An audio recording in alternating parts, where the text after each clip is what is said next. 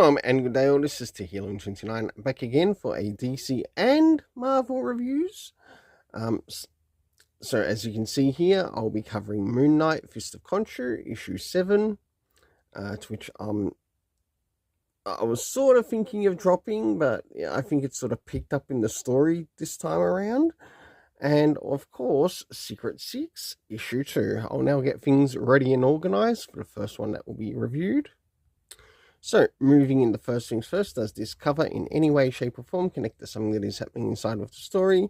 In some essence, it sort of does, but my overall rating is a 6.5 out of 10. Now it's time to move into the area of the internal art as we have a look around the beginning, middle and end, and also what's happening story-wise with the characters. So, as the story begins, we of course learn that Deadpool has turned up on the scene along with a couple of other characters such as Chalk and also Pocket. Of course we have the return of 8-Ball and also what is happening presently in keeping us up to date of the events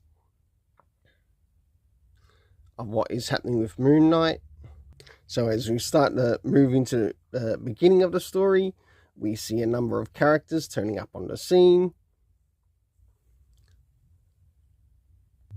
As we finally move towards the middle of the story, we see that Moon Knight is still having issues with the character of Achilles Fairchild and what he's been doing in New York City.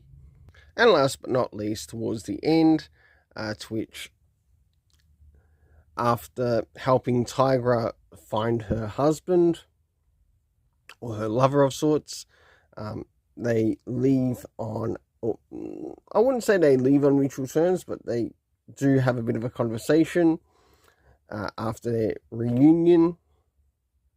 So for the internal art, I give it a 7 out of 10. Now it's time to move into the area of the story. First things first, did we have anything cover the area of time? Yes, we did. We had then and later being used. One thing that I haven't actually seen for a while is some comic book references, so I wonder if they might turn up in future issues. Next is the locations that we got to see in the story, to which we got to see the Midtown Labs, Midnight Mission, and of course a bunker. The cast of characters consisting of Nadia Van Dyne, Chalk, Deadpool, 8-Ball, Pocket, of course Moon Knight, Hunter's Moon, Reese, Achilles, Soldier, Tigra, and I think there's someone else's name that I forgot. No, I think I've covered it all. For the overall rating, I give it a 7 out of 10. Now it's time to move into the Secret 6, issue 2. So, as we move into Secret 6, issue 2, does this cover in any way, shape or form connect to something that is happening inside of the story? I don't know. To which I give the cover a 5 out of 10, which I think is probably one of the lowest for these covers in relation to the series. Now it's time to move in relation to the internal art as we have a look around the beginning, middle, and of course the end, and also what's happening story-wise with the characters. So as we start to move into the beginning of the story, we, of course, catch up with Jay Nakamura, who needs to be killed off, along with Dreamer, who also needs to be killed off.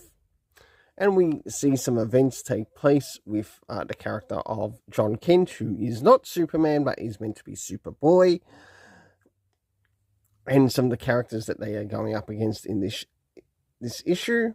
We, of course, get some flashbacks between the characters of Dreamer as well as Jay when they were in prison under Waller, or Amanda Waller. And last but not least, towards the end, to which we get to see quite a bit of, what's the word? Verbal fighting between the characters. So for the internal art, I give a 6.5 out of 10. Next is the area of the story. So firstly, do we get anything in the area of time? We did with now. Next is the location, to which we had Balriff present, and also the House of Secrets. Next, we had the cast of characters consisting of Deadshot, Jay Nakamura, kill him off, DC, and turn him into the villain he really is.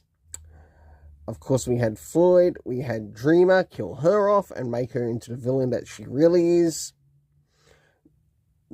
The Bendis, Taylor, Tom Kent, not Tom Kent, but he might as well be called Tom Kent at this rate, instead of John Kent. Of course, we had Black Alice, Amanda Waller, and there was one other character. Oh, yes, Catman.